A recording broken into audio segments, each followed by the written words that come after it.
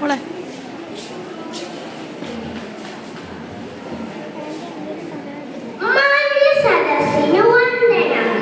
വിശപ്പു സഹിച്ചവനെ പച്ചവെള്ളത്തിന്റെ മതമറിയാൻ കഴിയൂ എന്ന് ചൊല്ലുണ്ട്. നാം എന്ത് സമൃദ്ധിയിലാണ് ജീവിക്കുന്നത്. നമുക്കിഷ്ടമുള്ള ഭക്ഷണവും വസ്ത്രവും ആവശ്യത്തിന് ലഭിക്കുന്നു. എന്നാൽ ഇതൊന്നും ലഭിക്കാത്ത കുറേ കുഞ്ഞുങ്ങൾ നമ്മുടെ ചുറ്റുപാടും ജീവിക്കുന്നു. അങ്ങനെയുള്ള ഒരു ബാലന്റെ കഥയാണ് ഞാൻ ഇന്നിവിടെ പറയാൻ പോകുന്നത്. എന്റെ കഥയുടെ പേരെന്താണെന്നോ? ആദമ. ഒരിടത്തൊരിടത്ത് ഒരു കൊച്ചു ഗ്രാമത്തിൽ ഓലമേഞ്ഞ ഒരു കൊച്ചു കുടിലിൽ ഒരു ബാലൻ താമസിച്ചിരുന്നു.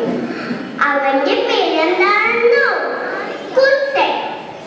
സ്കൂൾ ജീവിതം എന്താണെന്ന് പോലും അവൻ അറിഞ്ഞിരുന്നില്ല. കഷ്ടപ്പാടും ദാരിദ്ര്യവുമായിരുന്നു അവയെ കൂട്ട്. ഒരു നേരത്തെ ആഹാരം പോലും കഴിക്കാനില്ലാത്ത അവന് പഠിക്കാനുള്ള ആഗ്രഹം വളരെ വലുതായിരുന്നു. അവന്റെ വിഷമം കണ്ട് തന്റെ അമ്മ അവനെ സർക്കാർ സ്കൂളിൽ ചേർത്തു. സ്കൂളിൽ ചെന്നപ്പോൾ എല്ലാവർക്കും പുതിയ ബാഗുകൾ, ചെരുപ്പുകൾ. ഇത് കണ്ട കുഞ്ഞിന്റെ മുഖത്തേക്ക് അമ്മയ്ക്ക് നോക്കാനേ കഴിഞ്ഞില്ല. അന്ന് അവിടെ വെച്ച് കുട്ടന് ബാബു എന്നൊരു കൂട്ടുകാരനെ ലഭിച്ചു. അവൻ വളരെ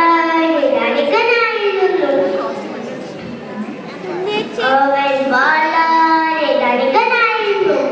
ഒരു ദിവസം കുട്ടൻ ബാബുവിനോട് ചോദിച്ചു, നിന്റെ വീട് ഓലയാണോ കൂടാണോ? ബാബു പറഞ്ഞു, മാളികപ്പുറമുള്ള വീട്. കുട്ടൻ അതിശയത്തോടെ ചോദിച്ചു, മാളികപ്പുറമുള്ള വീടോ? അതെന്താ?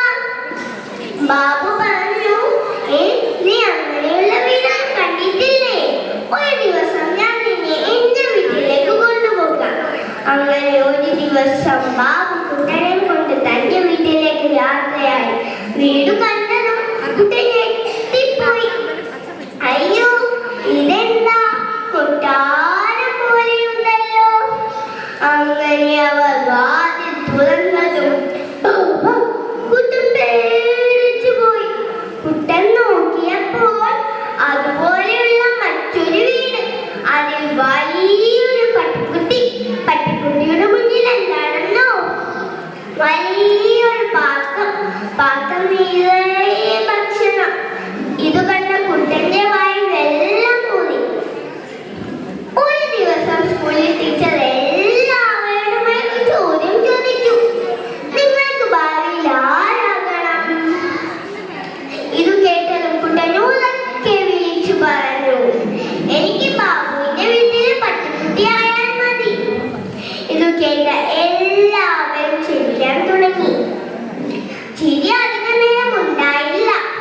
കുട്ടന്റെ അവസ്ഥ മനസ്സിലാക്കിയ കൂട്ടുകാരും അധ്യാപകർ അവനെ സഹായിച്ചു. അങ്ങനെ അവൻ കഷ്ടപ്പാടിലൂടെയും ദാരിദ്ര്യത്തിലൂടെയും പഠിച്ചുയരങ്ങളിലെത്തി. കൂട്ടുകാരെ, നമുക്കിതിൽ നിന്നും എന്തു മനസ്സിലാക്കാം? ആഗ്രഹങ്ങളുണ്ടെങ്കിൽ മാത്രമേ നമുക്ക് ഉയരങ്ങളിൽ എത്താൻ സാധിക്കുകയുള്ളൂ. കുട്ടന്റെ ജീവിതം നമുക്ക്